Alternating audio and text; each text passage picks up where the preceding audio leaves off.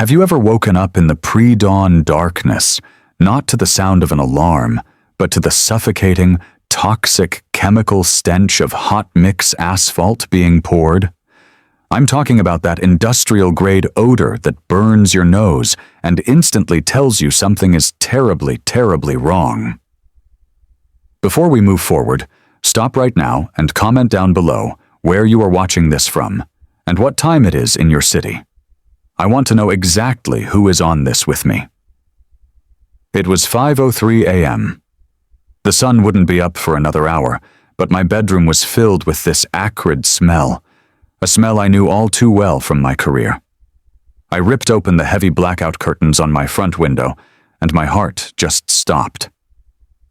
My lawn, my meticulously cared-for, ruler-edged fescue lawn, the absolute symbol of my retirement and my peace, was gone. It had completely vanished. In its place was a vast, gleaming, black, steaming sheet of freshly poured asphalt. I just stood there, completely stunned, my mind trying to process what my eyes were seeing. This wasn't a nightmare. This was real. They had paved my entire front yard, from my porch steps right to the municipal sidewalk. I could see in the moonlight that the work was shoddy, amateurish at best. There was no proper grading for drainage. They had just dumped and rolled it flat. They had paved directly over my embedded brass property line markers, a clear sign they didn't care about legal boundaries. They had even paved over 2 of my sprinkler heads. I saw 6 freshly painted white lines marking out parking stalls. I saw a badly stenciled handicapped symbol already bleeding into the asphalt that I knew instantly was not compliant with the Americans with Disabilities Act. And right at the entrance, staked into what used to be my prize-winning azalea bush, was a brand new metal sign. Reserved HOA guest parking. I didn't yell, I didn't scream, I didn't panic. After 30 years in the U.S. Army Corps of Engineers, panic isn't in my vocabulary. My mind instantly flipped a switch, moving from horrified homeowner to federal site inspector. This wasn't a prank. This was a hostile act. This was an invasion. I calmly walked to my closet, bypassed my slippers, and pulled on my old pair of leather work boots. I didn't bother with a shirt. I walked through my house, down the hall, and opened my front door. The wave of heat and chemical fumes hit me in the face. I stepped off my concrete porch and planted both boots directly onto the new, still warm asphalt.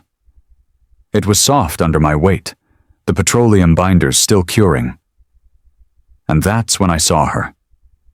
Standing on the sidewalk, under the streetlight, was Karen Phillips.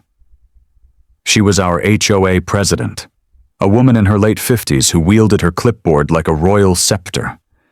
She was decked out in her full-power uniform, a pastel-colored jogging suit, stark white sneakers, and a visor, even though it was still pitch black outside. She had that insufferably smug, self-satisfied smirk on her face, the one that told you she believed she was the absolute ruler of our little suburban kingdom. She was the kind of petty tyrant who would measure your grass with a ruler and fine you if it was a quarter-inch too high.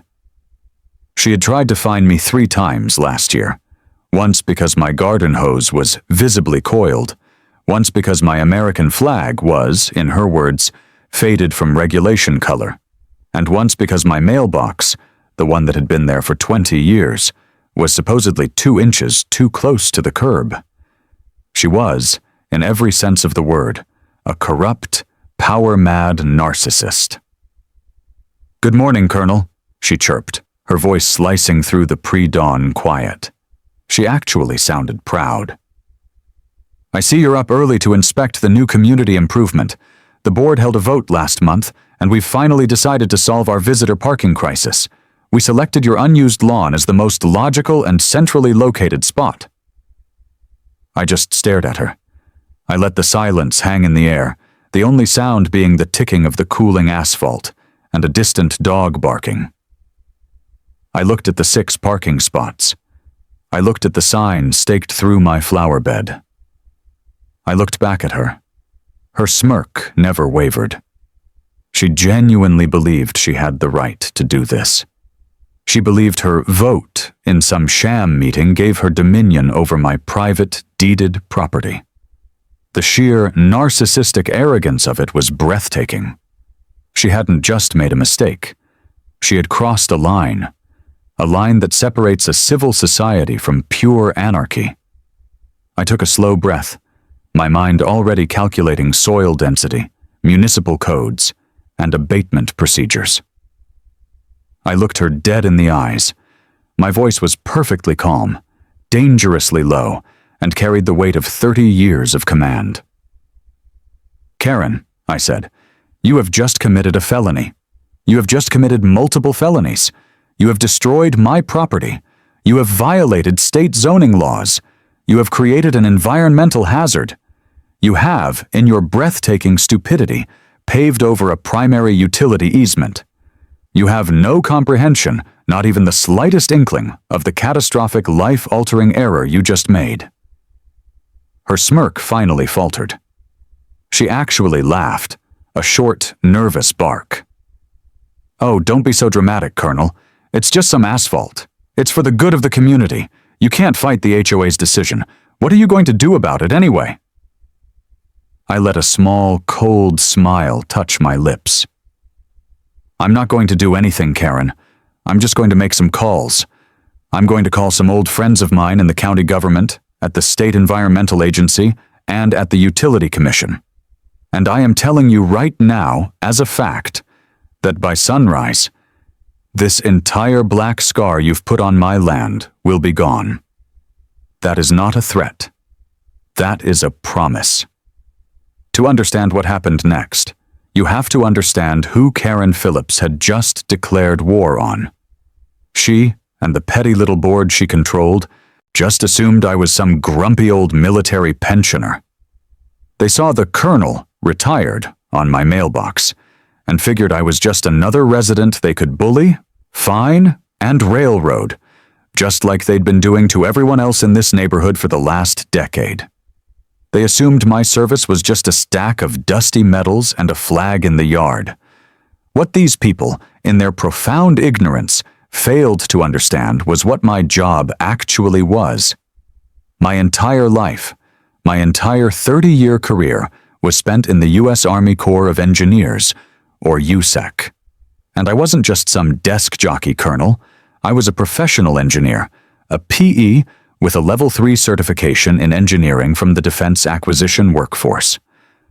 My entire purpose was to be the authority. My home office isn't a man cave, it's a command center. The walls are not covered in fishing trophies. They are covered in my credentials. There's my framed PE license from the State Engineering Board. There are the half-dozen challenge coins from the Port Authority, the Department of Transportation, and the Environmental Protection Agency. There are framed photographs of me in a hard hat and vest, standing on site at the Olmsted Dam project, overseeing the placement of $1 billion concrete and steel tainter gate. There's a picture of me arguing over blueprints with a 2-star general during a federal levee inspection in New Orleans. My job, for 30 years, was to be the single, unassailable expert who told generals, politicians, and billion-dollar defense contractors no when their plans were idiotic, dangerous, or in violation of federal law. My entire career was spent enforcing the very land use laws, zoning codes, and environmental statutes that this woman had just decided to wipe her feet on. I had forgotten more about soil mechanics, asphalt composition, and municipal utility easements than she had ever known in her entire life. I didn't retire to this neighborhood by accident. I picked it because it was supposed to be quiet. I bought this specific lot because I had personally pulled the original plat of survey from the county assessor's office before I even made an offer. I chose it precisely because of its simplicity, its clear boundaries, and its lack of bureaucratic entanglements. Or so I thought.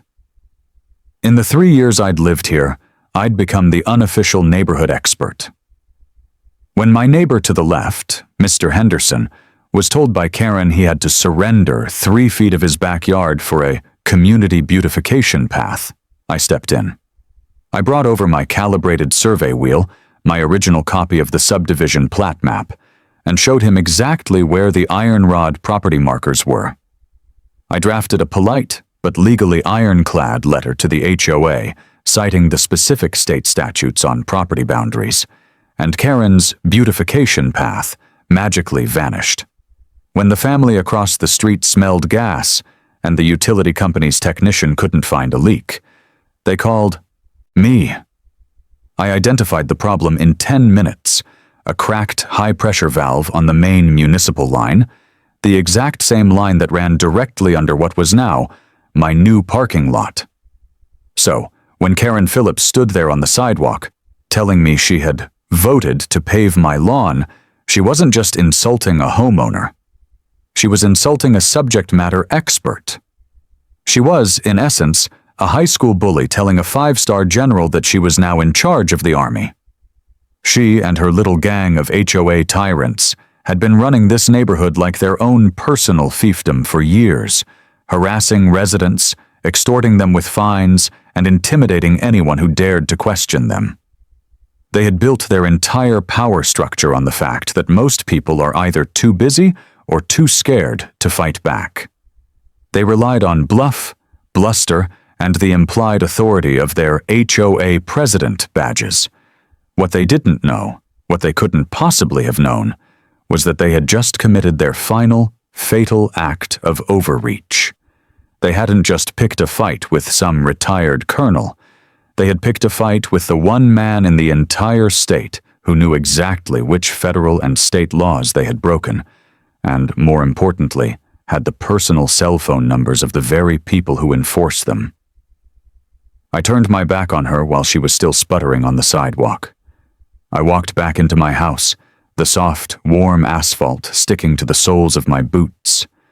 I walked straight into my office and closed the door. I sat down at my desk, the smell of petroleum fumes filling the room, and I looked at the photograph of me and my old team standing on the Hoover Dam.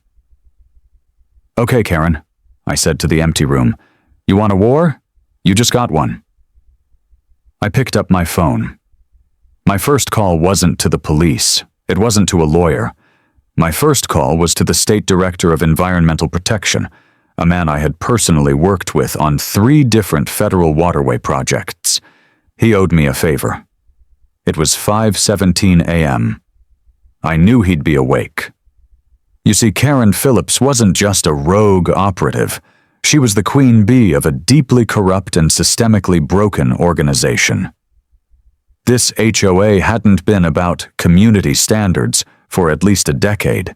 It was a power structure, a petty kingdom designed for one purpose, and one purpose only, to enrich Karen Phillips and her inner circle of cronies. Her reign of terror was built on a foundation of public humiliation, selective enforcement, and weaponized bureaucracy. This was a woman who lived for the thrill of intimidating her neighbors, of holding absolute power over their lives, their property, and their finances.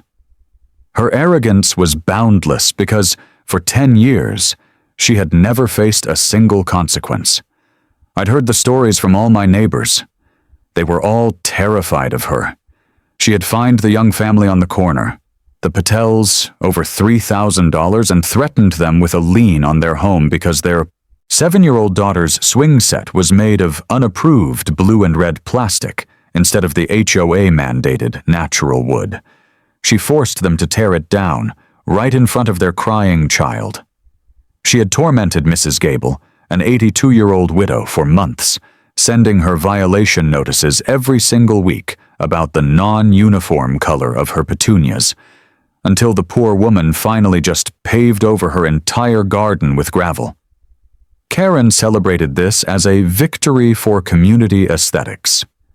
This was the kind of person we were dealing with, a bully who got her thrills from crushing the spirits of good people, all under the guise of maintaining property values. But her real racket, the one I had suspected but hadn't yet proven, was her unholy alliance with Approved HOA Services, LLC. This was the only company allowed to perform any landscaping, painting, or construction work in our neighborhood. You wanted to build a deck? You had to use them. You got a fine for overgrown bushes? Their crews were dispatched to your house, and you were billed 3 times the going rate. And who, you might ask, was the owner and sole operator of this company? Why, it was Karen's own nephew, a man named Donnie, who barely knew which end of a hammer to hold. All community improvement projects, paid for by the special assessment fees that Karen levied on us every quarter, were automatically funneled to Donnie's company.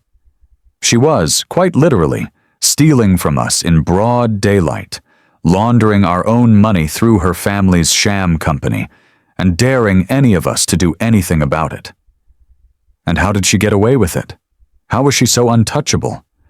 She had political ties, or so she claimed.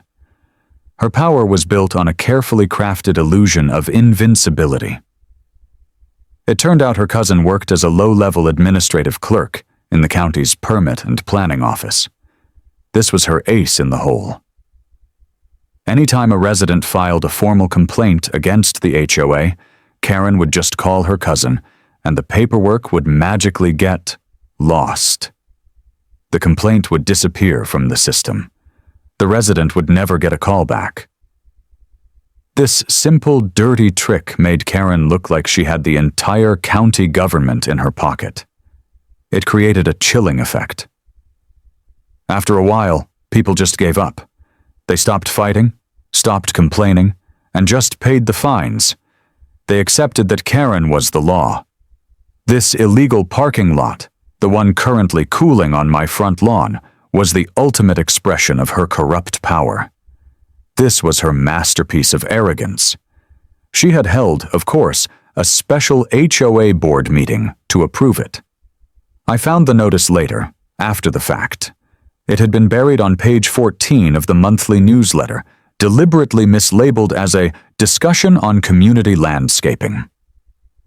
The meeting itself was held on a Tuesday morning at 10:30 a.m., a time when every single working-age adult in the neighborhood was at their job. The only people in attendance? Karen, her nephew Donnie, and the 2 geriatric board members who just rubber-stamped whatever she put in front of them. The minutes of that meeting, which she later produced, simply read, "The board voted unanimously to approve the installation of the new community parking annex."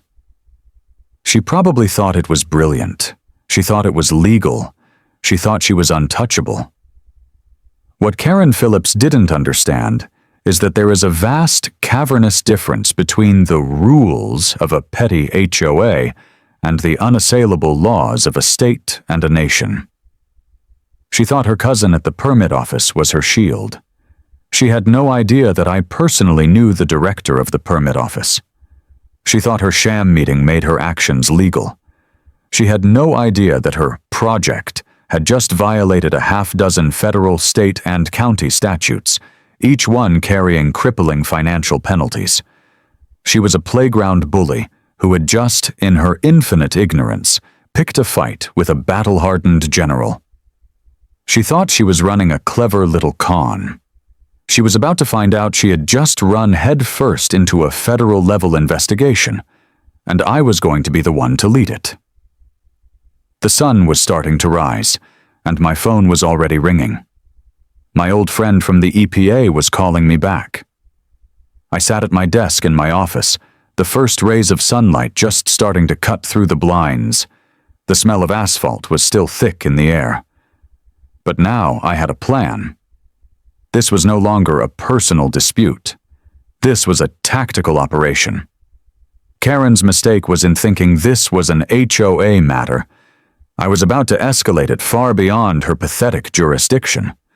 I wasn't just going to get my lawn back, I was going to dismantle her entire corrupt empire. My first call to the State Director of Environmental Protection had been exactly what I expected. He was furious. "She paved over a storm drain setback, on a gas main. Colonel, I'll have a team on site in an hour. Consider it done." That was step 1. Now for step 2.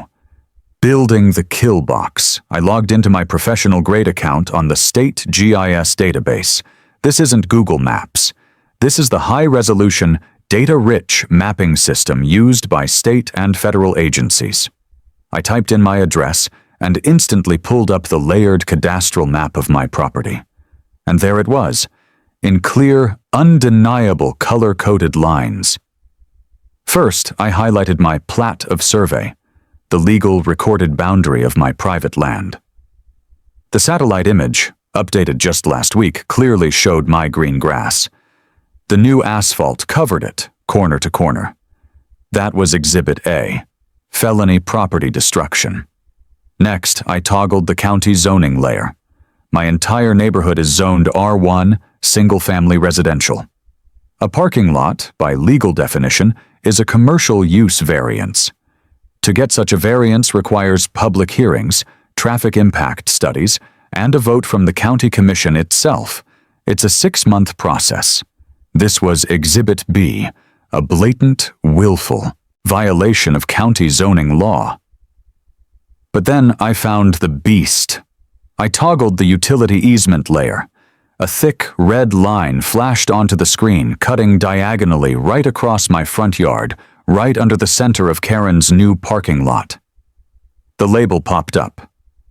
10-foot primary utility easement, municipal gas main, high pressure. My God, she hadn't just paved my lawn. She and her idiot nephew had driven a multi-ton paving roller and dumped tons of hot mix asphalt directly on top of a high-pressure natural gas main. The sheer, suicidal stupidity of it was staggering. This wasn't just a code violation. This was a public safety hazard that endangered the entire block. This was the kind of gross negligence that causes explosions. This was the leverage I needed. This was the kill shot.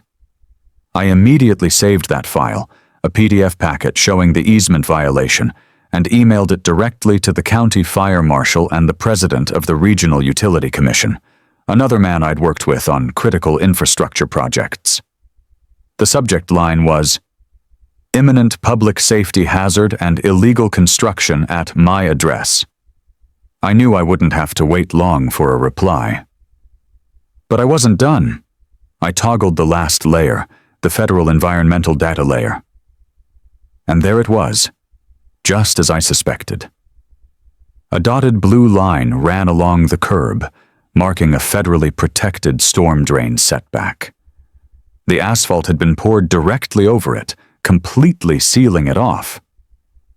This meant any rainwater, any runoff from gasoline or oil from the cars she hoped would park there, would now bypass the filtration system and flow directly into the storm drain, which emptied into the adjacent protected wetland.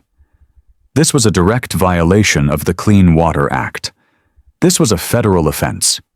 I now had 4 undeniable, ironclad, high-level violations.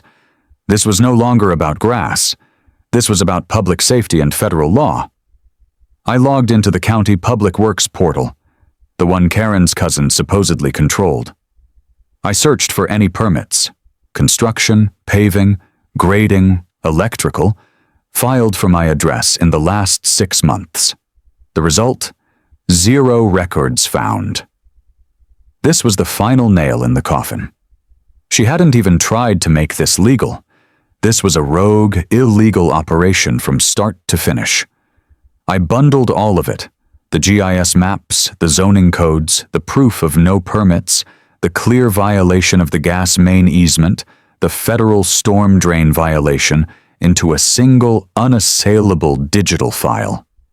I sent this file to the county supervisor, the county code enforcement director, and the state attorney general's office. The subject: request for immediate abatement of illegal construction and investigation into HOA fraud. I looked at the clock. It was 5:44 a.m. I had been at my desk for less than 30 minutes. In that time, I had mobilized the state EPA, the county public works department, the fire marshal, the utility commission, and the state attorney general, Karen thought she was, fighting a retired old man. She had no idea that she was, in fact, surrounded. The trap was set. The evidence was filed. The authorities were dispatched. I walked to my kitchen, poured myself a fresh cup of coffee, and went to my front porch to sit. I wanted a front row seat. The sun was just beginning to touch the horizon, painting the sky in shades of orange and purple. It was going to be a beautiful day. And right on cue, I heard it. In the distance, coming from the main highway, was the deep, unmistakable rumble of heavy machinery.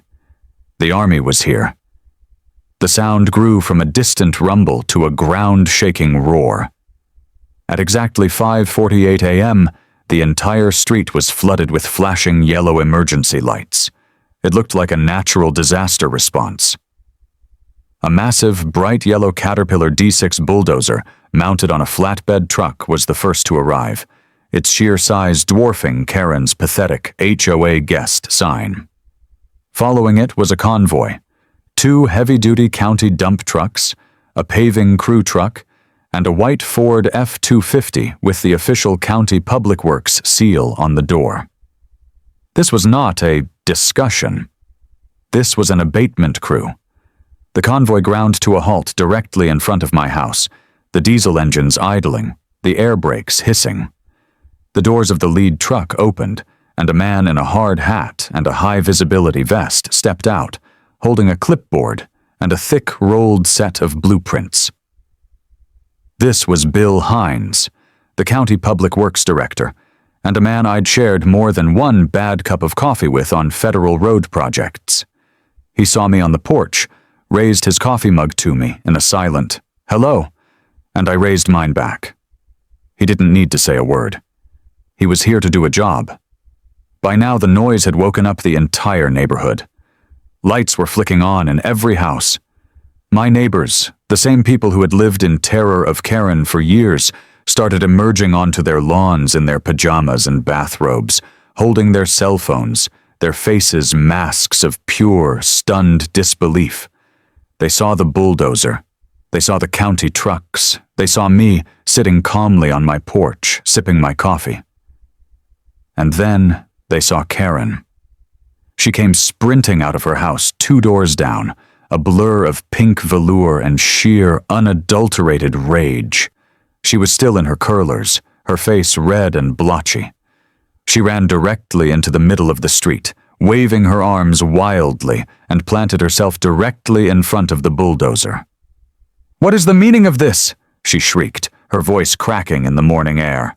"I am the president of this hoe! You are on private community property! I did not authorize this! I will have you all arrested for trespassing! Turn these machines around right now!"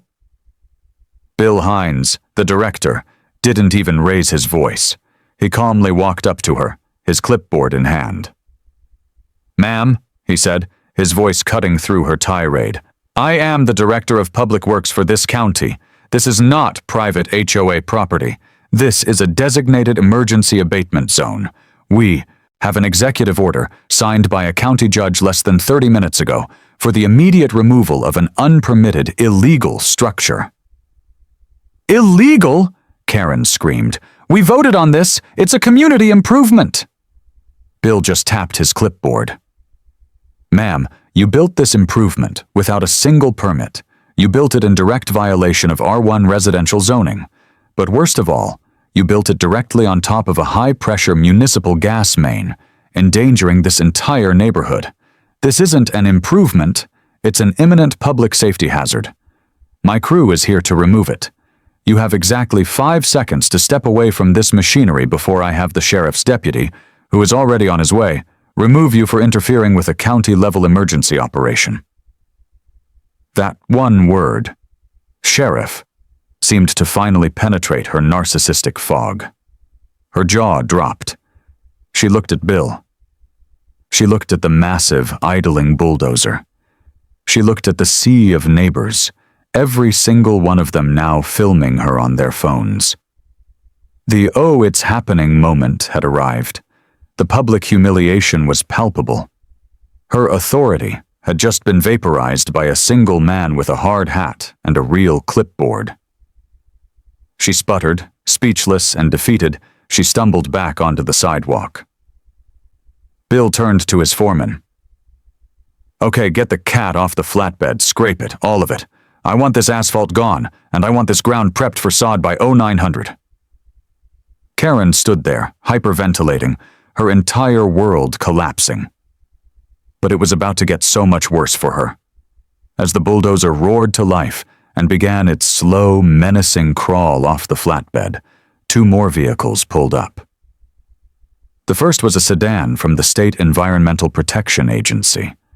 A woman in a sharp suit stepped out, her eyes immediately scanning the paved-over storm drain. The second was a truck from the Regional Utility Commission, with 2 technicians who immediately began setting up gas detection equipment. Karen looked like she was going to faint.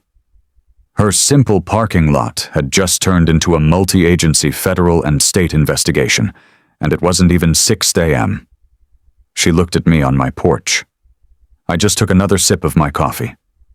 The bulldozer lowered its massive steel blade, bit into the edge of the asphalt that was still curing, and with a terrible tearing, grinding sound, peeled back the first huge slab of her community project, like it was old, cheap carpet. The demolition was a masterclass in brutal efficiency.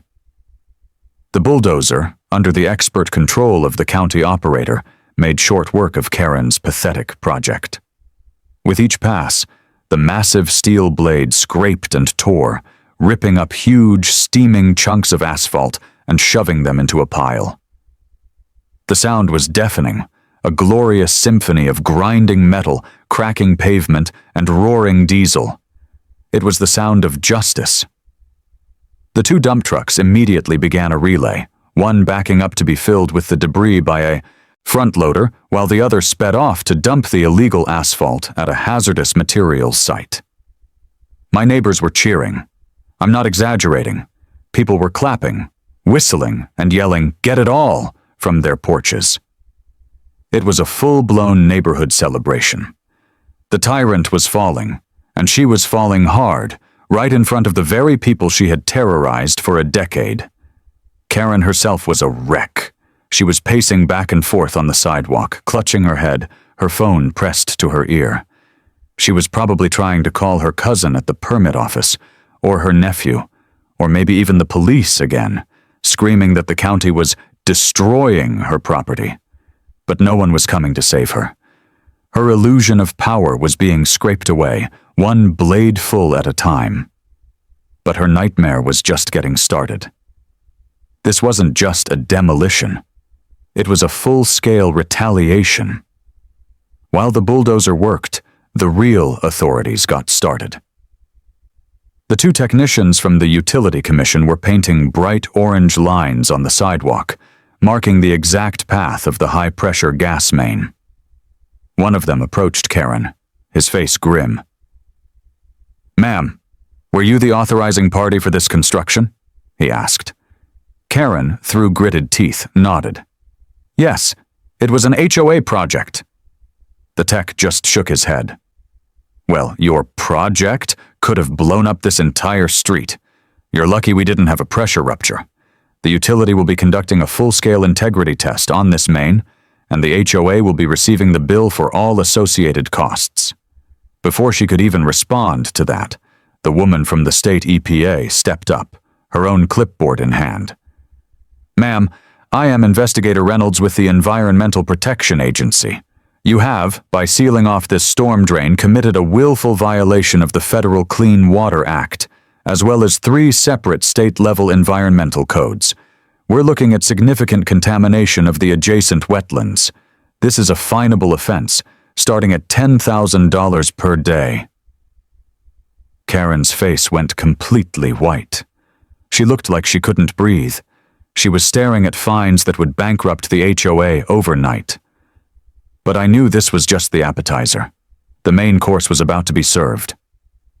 A final vehicle had arrived, a white county sedan. A man in a crisp uniform stepped out. This was Dave Kresge, the chief of county code enforcement, and he was not here to play. He bypassed Karen entirely and walked over to Bill, the Public Works Director. They conferred for a moment, and then Dave walked right up to Karen, who looked like a cornered animal. "Maz Phillips," he said, his voice all business. "I'm the County Code Enforcement Director. We have a multi-agency file open on this property."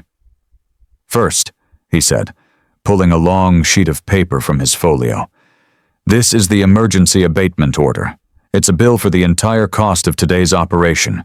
That includes the bulldozer rental, the flatbed, transport, the front loader, the 2 dump trucks, the full crew's overtime pay, and the subsequent restoration of the property. The total, as of 0900, will be 48,750. As the authorizing party of this illegal construction, you are personally liable for this entire amount." Karen shrieked. "You can't! It was an HOA!" "It was an illegal operation, ma'am," Dave cut her off, his voice like ice. "You signed the work order, you're liable. Second," he said, pulling out another set of papers. "These are the citations.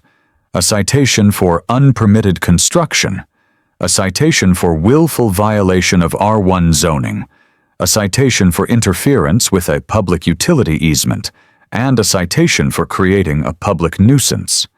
That's another $25,000 in immediate fines, also payable by you.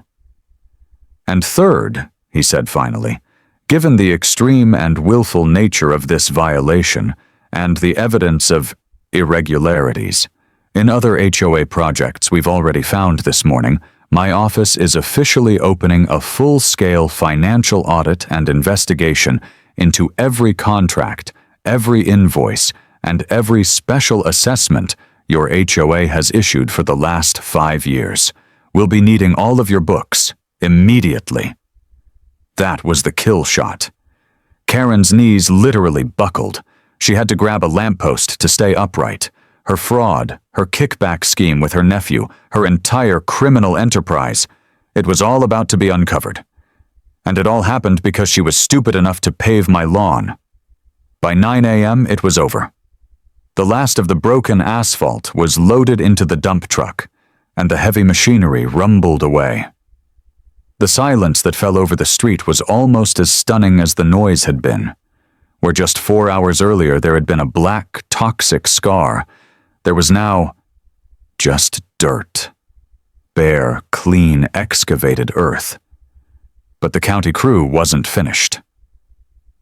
As the bulldozer left, another truck rolled up. This one loaded with pallets of fresh, green, premium-grade fescue sod. The landscaping crew, paid for by Karen's abatement bill, immediately got to work, rolling out my new lawn with professional care. By lunchtime, my yard was not just restored. It was pristine, greener, and more perfect than it had ever been before. It was a symbol. Justice, fertilized and delivered. The victory, however, was far more total than just getting my grass back.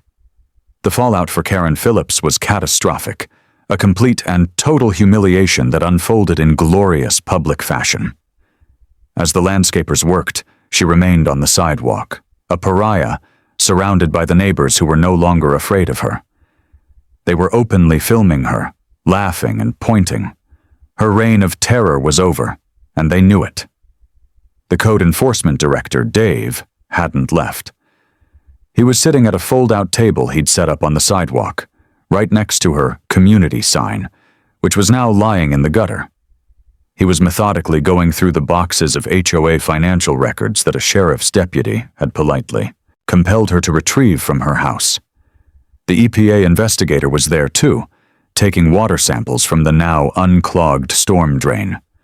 Karen was, for all intents and purposes, under investigation for multiple felonies, right there on the curb. The audit, as I later learned, was a bloodbath. It revealed exactly what I had suspected. For nearly 8 years, Karen and her nephew Donnie had been running a massive kickback scheme. She would invent fake community improvement projects, like painting the community fence, which never happened, or upgrading the sprinkler system, which was just a bill for her nephew driving his truck around. levy a special assessment on all the homeowners, and then pay her nephew's company for the work that was never done. She had embezzled, by the county's estimate, over $140,000 from her neighbors. The forged permit documents, the fake invoices, the illegal cash transfers to her personal account, it was all there. My illegally paved lawn just happened to be her most arrogant, her most public, and her final mistake. The state attorney's office moved with lightning speed. The financial evidence was so overwhelming that the entire HOA charter was immediately and forcibly dissolved by the state. Just like that, our HOA ceased to exist. We were free. Karen Phillips and her nephew Donnie were both arrested and indicted on a slew of felony charges, including racketeering, wire fraud, conspiracy, and multiple counts of environmental endangerment. Karen, facing decades in prison, lost everything. She was forced to sell her home to pay the mountain of legal fees and the massive, non-negotiable state and county fines.